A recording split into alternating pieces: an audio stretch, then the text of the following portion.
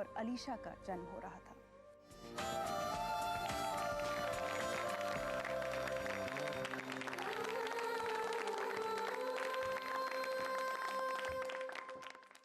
अलीशा, आप एक शीमेल हैं। मुझे लगता है बहुत कम लोगों को पता होगा कि शीमेल क्या होता है। जी, आप बता सकते हैं? शीमेल्स उसका अपर पार्ट लड़की का होता है, जो लोअर पार्ट होता है वो लड़के का होता है। फिजिकली में कहीं से वो लड़की है, कहीं से लड़का है। फिजिक में ऐसा होता है, मतलब बॉडी पार्ट ऐसे होते हैं, कहीं से वो कुछ बॉडी पार्ट ऐसे हैं जो लड़की के हैं और कुछ ऐसे हैं जो लड़के के हैं। उसे शीमेल्स कहते हैं। और दिल और दिमाग से वो लड़की होती है। वो लड़की की तरह सोचती है, लड़की की तरह रहती है, लड़की की तरह डाइट लेती है। लवीना, अलीशा ने समझाने की कोशिश की है कि शीमेल्स क्या होती हैं। Would you like to add something to it?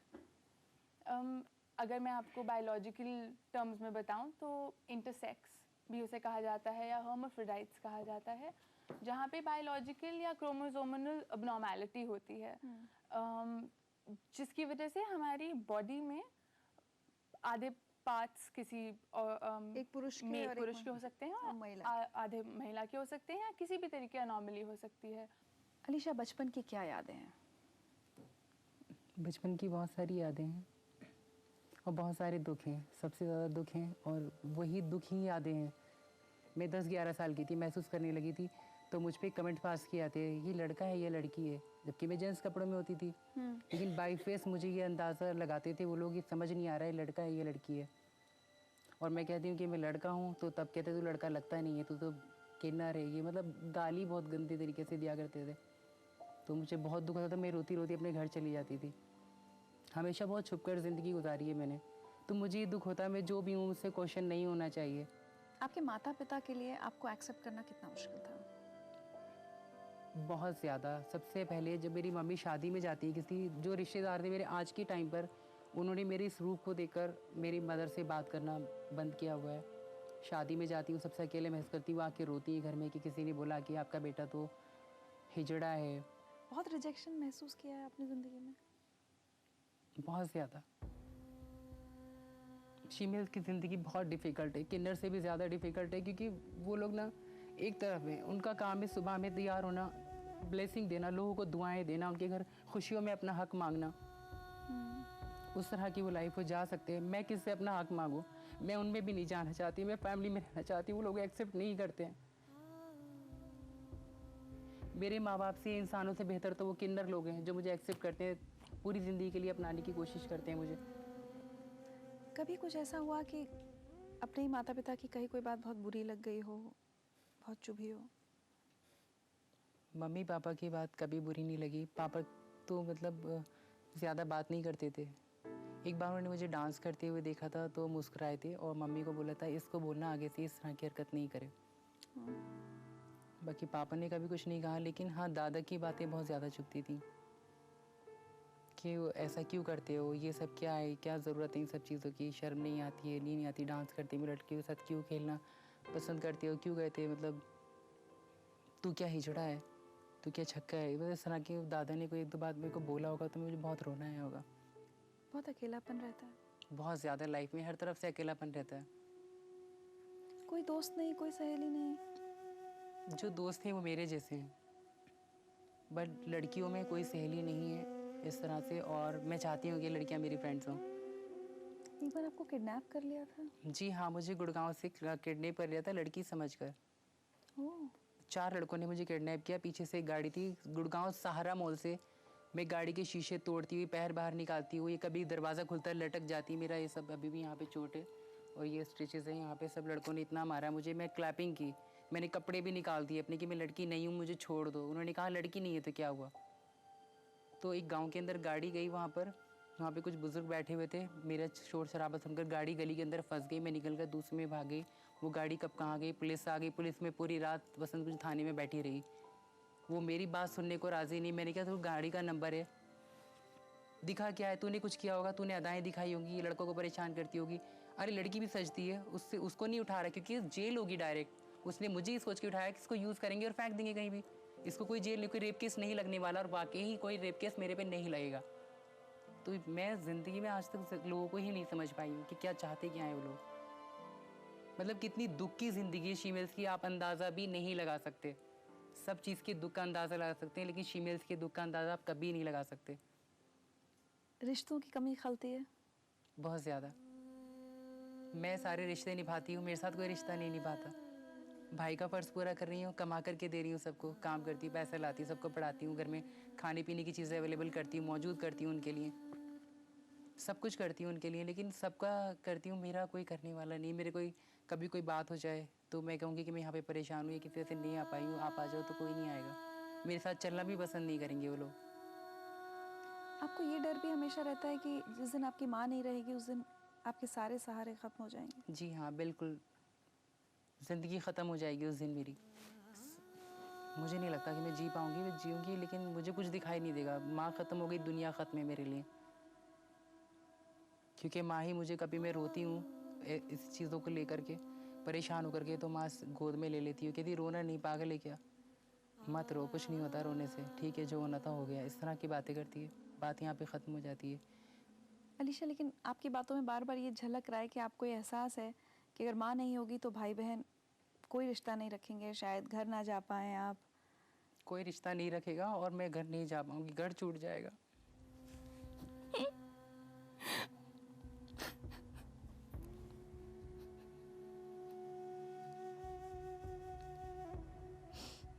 क्या मुझे 4 कंधे नसीब नहीं हो सकते? मेरे भाई 5 हैं, मुझे 4 कंधे चाहिए। अगर मेरी मौत हो तो मेरे भाई लेके जाएं मुझे। मैंने उनको सिर्फ लाइफ में दिया ही दिया है, सबको दिया है, मेरे पड़ोसियों को भी उनका हक दिया है। रिश्तेदारी में शादियाँ होती हैं, छुप करके उनका हक पहुँचाया है, वो हक तो ले लेते हैं मेरे से, मेरा हक कौन देगा? अगर मैं वैसे सपोर्ट करती हूँ, किसी गरीब लड़की की शादी है, कुछ है, मैं हर तरह से सपोर्ट कर रही हूँ उनको कोई नुकसान है हॉस्पिटल में, उनको देखने भी जाती हूँ, फ्रूट्स भी लेकर जाती हूँ, जूस भी लेकर जाऊँगी, पैसे से भी हेल्प करूँगी, सब तरह से। तो क्या उनका हक नहीं बनता? अगर मैं मरूँ तो मुझे 4 कंधे चाहिए, वो भी सिर्फ आदमियों के। मुझे भी लोग देखने आए, जैसे एक औरत एक आदमी ख़त्म होते हैं, उनको मुझे भी देखने आए लोग ऐसे। ऐसा नहीं हो कि मैं छुप करके मर जाऊँ, मेरा पता भी नहीं पड़े मैं कहाँ हूँ। बंद कमरे के अंदर मेरी लाश चढ़ जाए, क्योंकि अकेली रहती हूँ। इसको कोई भी नहीं बदल सकता, कोई आदमी कोई औरत नहीं बदल सकता। जो मेरे साथ होना था हो गया, कब पता नहीं कब कहाँ आ जाऊँगी, क्या होगा, कुछ नहीं पता। लेकिन मैं इतना कहूँगी, जब तक जिंदा है ना शीमेल्स, उसको आप बिल्कुल उससे नफरत मत करो, नफरत के लायक बिल्कुल नहीं है। शीमेल्स नफरत के लायक नहीं है। मैं ही नहीं, शीमेल्स बहुत प्यारी है सारी, चाहे वो खराब है, सूरत है, बस खूबसूरत है, बस सूरत है, सब बहुत अच्छी है। शीमेल्स गलत नहीं हो सकती। उसके पास दिमाग और दिल औरत का भी है, मर्द का भी है, वो आप लोगों के लिए बहुत अच्छी है। वो अपना हर रिश्ता निभाना जानती है। तो फिर मेरे साथ रिश्ता कोई क्यों नहीं निभाता? कोई मुझे अपनी बहन क्यों नहीं कहता, भाई क्यों नहीं कहता? मैं तो कह देती छोड़े में मेरा भाई, इसको हाथ नहीं लगा देना, इसको बोल नहीं देना मेरे बारे में पीछे से कुछ। वो नहीं कहते कभी कि ऐसा नहीं बोल रहा है। कई बार हम अपनी ज़िंदगी में सोचते भी नहीं है, सड़क चलते बहुत लोगों के ऊपर मजाक फप्तियाँ कस के चले जाते हैं, उनका मजाक उड़ा देते हैं, उनको ताने मार देते हैं। हम ना उनको जानते हैं, ना उनकी ज़िंदगी के बारे में जानते हैं, ना उनको समझने की हमने कभी कोशिश करते हैं। लेकिन मजाक उड़ाना हम अपना शायद हक समझते हैं, अपना अधिकार समझते हैं। तो आज अगर अलीशा की कहानी के ज़रिए अगर आप लोग ये सब समझ पाएँ कि कुछ भी, चाहे कुछ भला मत कीजिए लेकिन कुछ बुरा मत कीजिए, इन्होंने आपका कुछ नहीं बिगाड़ा, ये जैसे हैं इन्होंने ऐसे ही जन्म लिया है और ये बहुत अच्छे हैं। मैं नहीं, सब अच्छे हैं, जो मेरी जैसी शीमेल्स हैं सब बिल्कुल। बहुत अच्छी हैं, किन्नर्स भी अच्छे हैं। बिल्कुल, लेकिन गलत है तो कहीं हम गलत हमारी नहीं, कहीं सोच गलत गलत सुनते हैं। नहीं, और हमारी सोच है, हमें गलत है। क्लियर करना चाहिए उसको। नहीं, आपके आसपास जो भी है उनको समझो। अलीशा, हमें बहुत अच्छा लगा आप ज़िंदगी लाइव में आई। Thank you so much. आसान नहीं होता अपने अपने दुख, अपनी तकलीफ़ें आकर इस तरह से मंच पर सबके सामने बांटना। हम सिर्फ शुक्रिया कह सकते हैं कि आप यहाँ पर आई, हमको बहुत अच्छा लगा। शुक्रिया मुझे कहना चाहिए आपसे। एक छोटा सा तोहफा है कि आपने ज़िंदगी मुझे लाइव की सुना। तरफ से आपके लिए।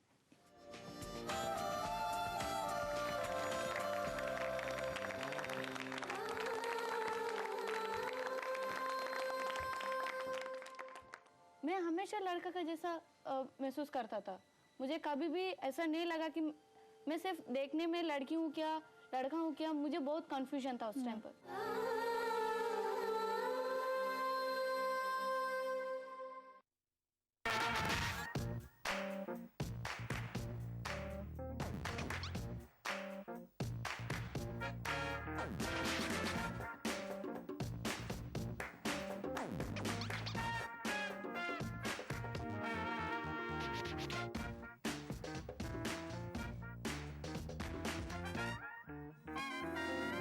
चटपटे और लजीज पकवानों का जायका अक्सर रसोई पीर ता जुमा दोपहर 1:30 बजे सिर्फ ईटीवी उर्दू पर।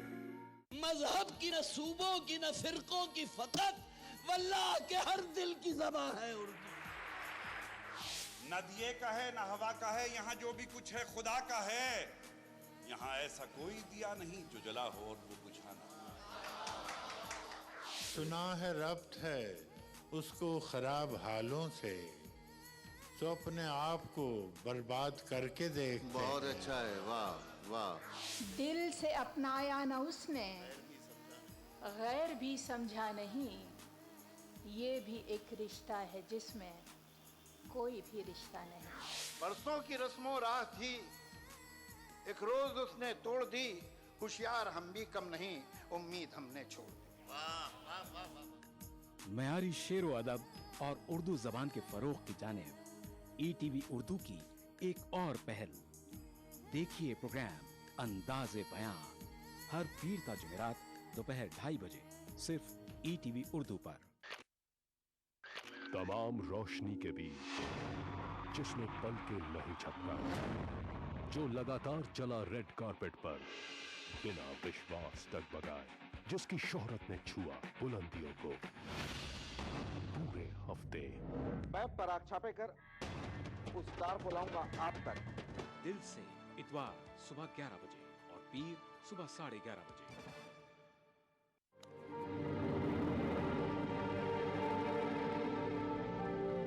पटना में इतना प्यार स्नेह लोग आपको देते हैं, मुझे मालूम है। हम ईटीवी बिहार चलाते हैं, जाते हैं, लोगों से मिलते हैं, बात होती है। तो आपने जो चुनाव लड़ा तो ये जन समर्थन उस तरह से नहीं आया, क्या कारण लगा आपको कि आपकी जो पर्सनल पॉपुलैरिटी थी वो वोट्स में कन्वर्ट नहीं हुई?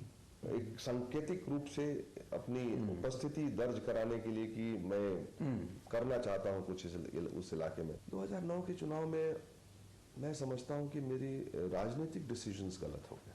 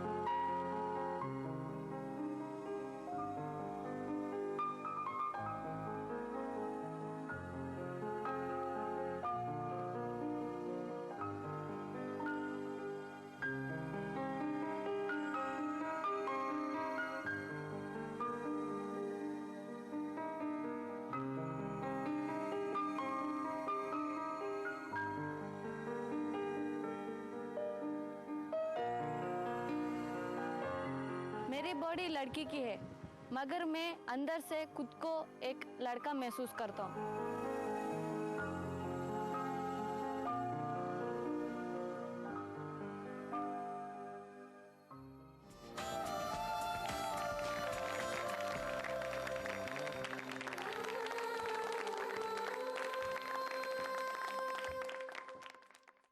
क्रिस्टी, सबसे पहले आपको कब और कैसे ये एहसास हुआ कि आप लड़की के शरीर में एक लड़का है? और मैं जब भी छोटा था तभी मैं पैंट शर्ट पहनता था खेल में सब। और मैं 7th में, मैं 9th में मैं सस्पेंड हुआ, तभी मुझे फाइनली मेरा घर का अंदर बोलना पड़ा मैं एक लड़की नहीं हूँ, मैं एक लड़का हूँ। लेकिन क्रिस्टी बचपन में आजकल लड़कियों के लिए भी पैंट शर्ट पहनना कोई बहुत अनयूजुअल बात नहीं है, या छोटे बाल होना, छोटे बाल रखती हैं लड़कियां। मैं थोड़ा समझने की कोशिश कर रही हूँ कि सिर्फ कपड़ों से या बाल एक हेयर स्टाइल होने से क्या ये एहसास होता है कि मैं लड़का हूँ? पहले आपको मैं एक बताता हूँ, मेरा घर पे उतना फ्रीडम नहीं था पैंट शर्ट पहनने का, क्योंकि मेरा माँ बहुत पुराना ज़माने का स्टाइल है, तो मुझे हमेशा लड़की का जैसा रहना है और चूड़ीदार पहनना है। पैंट शर्ट हमको कभी भी नहीं दिया हमारा माँ ने। तो आप हर मायने में अपने आप को एक लड़के की तरह महसूस करते हैं? मैं हमेशा लड़का का जैसा महसूस करता था। मुझे कभी भी ऐसा नहीं लगा कि मैं सिर्फ देखने में लड़की हूँ क्या, लड़का हूँ क्या। मुझे बहुत कंफ्यूजन था उस टाइम पर, क्योंकि मेरा जैसा कोई भी लोग नहीं थे मेरे साथ। जो भी था, लड़की लोग फ्रेंड्स थे, स्कूल का लड़का लोग फ्रेंड्स थे, उन लोगों के साथ मैं क्रिकेट खेलता था, लड़का लोगों के साथ कबड्डी खेलता था। तो थोड़ा बहुत लोग सोचते थे क्या है ये 2 in 1 है। तो ऐसा बात करने के लिए शुरू किया। मैं जब भी सस्पेंड हुआ स्कूल से, मैं रिजॉइन किया, मेरे साथ कोई भी नहीं बैठा मेरा दोस्त लोग। तो मेरा माँ ने सोचा नहीं, इसको भूत है, इसको प्रेयर करवाने से सब कुछ चले जाते हैं। और स्कूल से सस्पेंड किया, मुझे मेंटल प्रॉब्लम है तो 3 मंथ सस्पेंड किया। मैं चर्च पे जाना था, मुझे चर्च का अंदर से निकाल दिया, तू आएगा तो दूसरा लड़की लोग भी स्पॉइल हो जाते हैं। तो इस तरह नज़र से मुझे हर जगह से मुझे दूर किया। मेरा माँ मेरे साथ बात भी नहीं कर रहा था। लेकिन एक बार आपकी माँ ने आपकी शादी करने की भी कोशिश की थी। हाँ। क्या हुआ था उसी का वजह से मैं घर से भाग कर आया, क्योंकि सब लोग सोचे शादी कर देगा तो ठीक हो जाएगा। शादी वाला मैंने उसको बताया, जो लड़का भी आया, मैं उसको बताया मैं ऐसा हूँ। तो उसने जाके देखने के लिए आया था मुझे। मैं बोला उसको मैं एक लड़की को प्यार करता हूँ, मुझे तेरे साथ नहीं हो सकता है।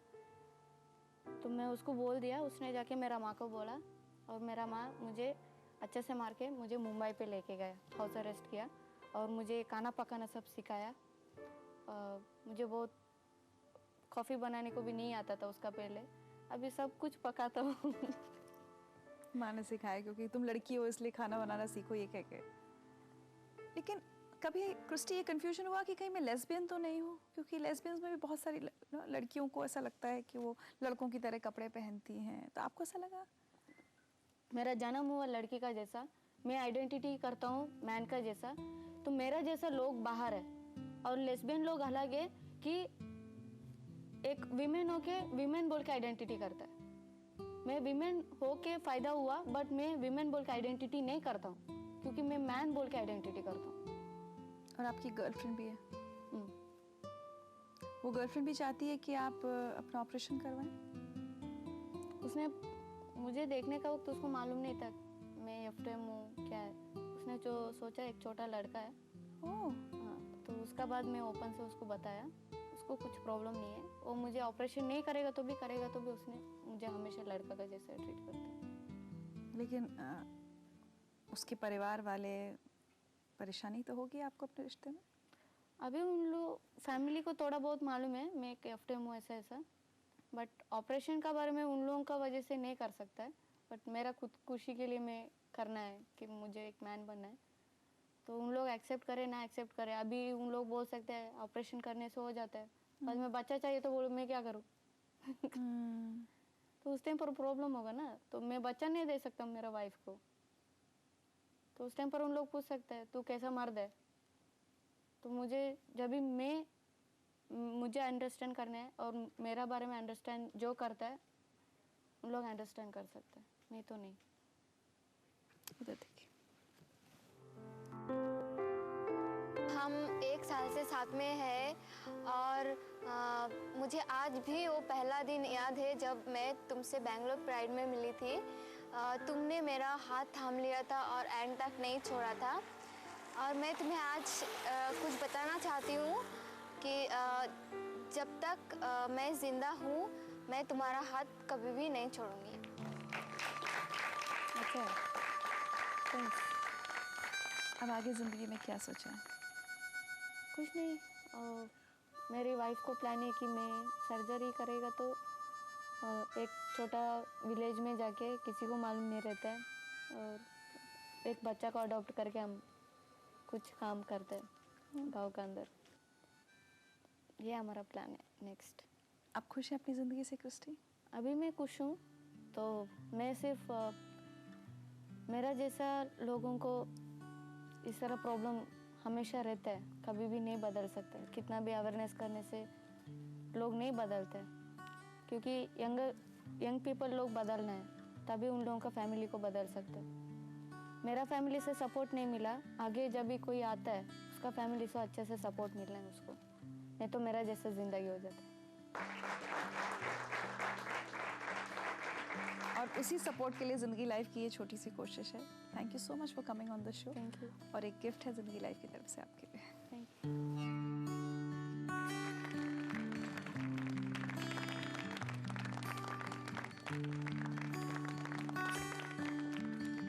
ज़िंदगी लाइव में हमने आपके साथ एक लंबा सफ़र तय किया है। ज़िंदगी की पेचीदगियों को आपके साथ मिलकर सुलझाने की कोशिश की है, लेकिन ज़िंदगी की गांठ इतनी उलझी है कि हर कोशिश में और उलझती जाती है। इसी कोशिश में आपसे कभी शाबाशी मिली तो कभी गालियों की बौछार। गेज, लेस्बियंस, बाइसेक्सुअल्स और ट्रांसजेंडर्स पहले भी ज़िंदगी लाइव के मंच पर आ चुके हैं। बहुत सारे लोगों को इनका आना समाज और मानवता के खिलाफ लगा, लेकिन ये कौन तय करेगा कि आप कैसे जिएं, मैं कैसे जीऊं, हमारे बच्चे कैसे जिएं? हमारा मानना है कि नियम कानून का पालन थोपने से नहीं होता, क्योंकि जब जबरन कानून थोपे जाते हैं तो वो पाखंड का रूप धारण कर लेते हैं। इसलिए क्या सही है और क्या गलत, सच कहूं तो ये तय करने का अधिकार ना आपको है ना मुझे। अगर हमारे बस में कुछ है तो वो है ऐसी कहानियों को आपके सामने लाना जो कभी आपको प्रेरित करें, कभी झकझोरें, कभी सोचने पर मजबूर करें, कभी आपको खुशी दें तो कभी नाराज भी करें। लेकिन जो भी हो, हर बार वो कहानियां आपके दिल तक पहुंचें। इसी मकसद से हमने कुछ लोगों की कहानियां आज एक बार फिर आपके सामने रखी हैं। आप अब इन्हें स्वीकारेंगे या नकार देंगे, इसका फैसला आपको करना है। आपका फैसला सर आंखों पर। जिंदगी लाइव जिंदगी की बात करता रहा है और करता रहेगा, ये हमारा वादा है आपसे।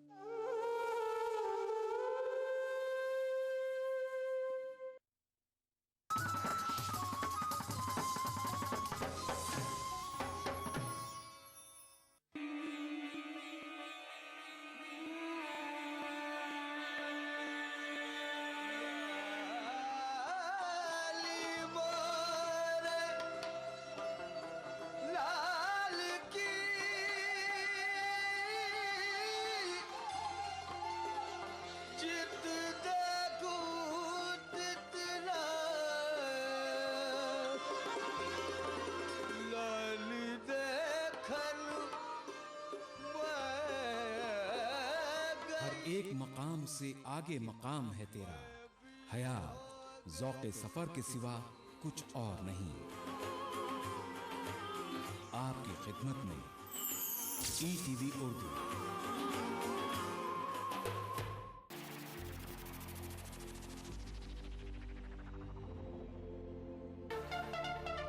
दांतों के पीलेपन से लेके इम्प्लांट तक हर प्रॉब्लम का सलूशन है। टीवी जो देखते हैं ज़्यादातर वो बच्चे ओवरवेट होने का चांसेस ज़्यादा रहते हैं। 2 times higher risk of development of TB in smokers. आदाब डॉक्टर, यानी आपकी जिंदगी का रहनुमा।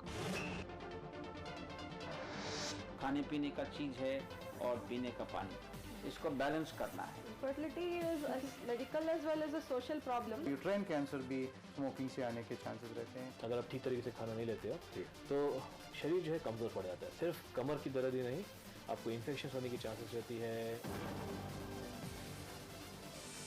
आदाब डॉक्टर, एक ऐसा शो जहां हम जानते हैं एक बीमारी के मुख्तलिफ पहलू और हर हफ्ते बात करते हैं एक नए टॉपिक के बारे में। उठाइए फोन, डायल कीजिए 040-233-13820 और 233-13380। देखना ना भूलें आदाब डॉक्टर, एवरी थर्सडे शाम 5 बजे हिंदुस्तान में और 3:30 बजे UAE में।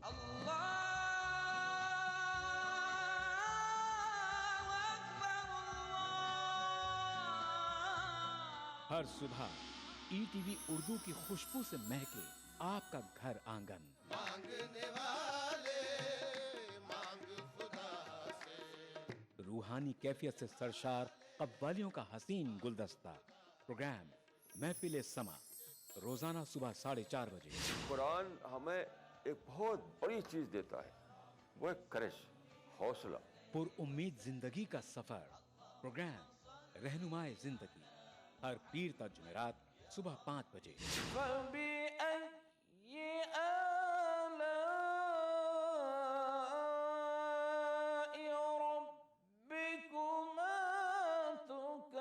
तिलावत कुरान मा तर्जुमा प्रोग्राम फरमाने इलाही, हर जुमाता इतवार सुबह 5 बजे। अल्हम्दुलिल्लाहि रब्बिल आलमीन अर्रहमानिर रहीम। मस्जिदुल हराम मक्का मुकर्रमा से नमाज फजर के रूह परवर मनाजिर प्रोग्राम नमाज फजर रोजाना सुबह 5:30 बजे। प्रोग्राम नवाए सरोज रोजाना सुबह 6 बजे। तो बने रहिए हमारे साथ और देखते रहिए ईटीवी उर्दू बहारे सुबह। मजहब की न सूबों की न फिरकों की फकत वल्लाह के हर दिल की ज़बां है उर्दू। न दिए का है न हवा का है, यहाँ जो भी कुछ है खुदा का है। यहाँ ऐसा कोई दिया नहीं जो जला हो और वो बुझा ना। सुना है रब्त है उसको खराब हालों से, तो अपने आप को बर्बाद करके देख। बहुत अच्छा है, वाह वाह। दिल से अपनाया न उसने, गैर भी समझा नहीं।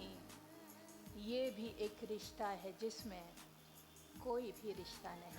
बरसों की रस्मों राह थी, एक रोज उसने तोड़ दी। होशियार हम भी कम नहीं, उम्मीद हमने छोड़ दी। मयारी शेरो अदब और उर्दू जबान के फरोग की जानिब ईटीवी उर्दू की एक और पहल। देखिए प्रोग्राम अंदाज़े बयां, हर पीर ता जुमेरात दोपहर 2:30 बजे सिर्फ ईटीवी उर्दू पर। दुआएं तकदीरें बदल देती हैं। बेबस आजिज बेकस बंदा और कर भी क्या सकता है अपने रब के आगे इल्तिजा के सिवा। जो कुछ बंदा सवाल करता है उससे कहीं ज्यादा अल्लाह उसे अता करता है। वक़ाल रब्बुकुम उदऊनी अस्तजिब लकुम, तुम्हारा रब कहता है कि तुम मुझसे दुआ मांगो, मैं तुम्हारी दुआ कबूल करता हूँ। आप हमसे राब्ता कायम कर सकते हैं इन नंबरात पर 180034544042 और 180034544046 और हमारा एसटीडी नंबर है 08415305016।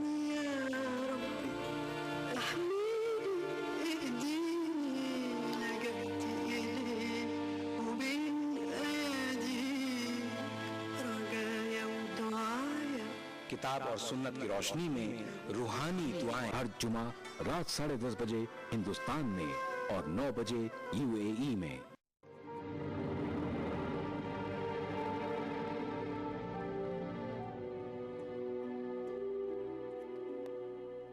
एक साल तक खेती की, उसके बाद फिर परिणति करके मैंने फिल्म बनाई और वो 87 में मैंने बनाई। बीकानेर के पास डूंगरगढ़ है, तो डूंगरगढ़ के धुओं में मैंने वो फिल्म बनाई। वो मेरी सबसे फेवरेट फिल्म है।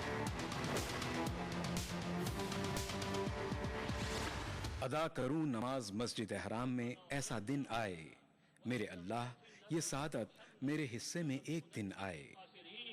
रब्बना आतिना फिद दुनिया हसना व फिल आखिरति हसना व क़िना अज़ाबन नार व सल्लल्लाहु वसल्लम अला अब्दिही व रसूलिही नबीना मुहम्मदिन व आलिही व सहबिही अजमईन वल्हम्दुलिल्लाहि रब्बिल आलमीन।